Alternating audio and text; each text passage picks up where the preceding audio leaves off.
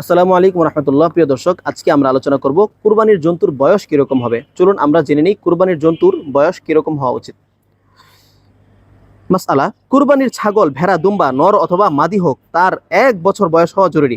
মাসআলা, যদি 6 মাসের দুম্বা ভেড়া এরূপ মোটা তাজা হয় যে দেখতে 1 বছরের মতো লাগে, অর্থাৎ 1 বছর বয়সের দুম্বা বা ভেড়ার মধ্যে তাকে ছেড়ে দিলে কোনো পার্থক্য পরিলক্ষিত হয় না, তাহলে এরূপ 6 মাসের দুম্বা ও ভেড়া দ্বারা কোরবানি করা জায়েজ, অন্যথায় জায়েজ নয়।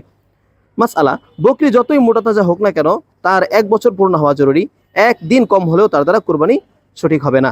মাসআলা, গাভী, ষাঁড়, বলদ, মহিষ, নর বা মাদি, তার 2 বছর পূর্ণ হওয়া শর্ত, তা থেকে একদিন কম হলেও তার দ্বারা কোরবানি জায়েজ হবে না।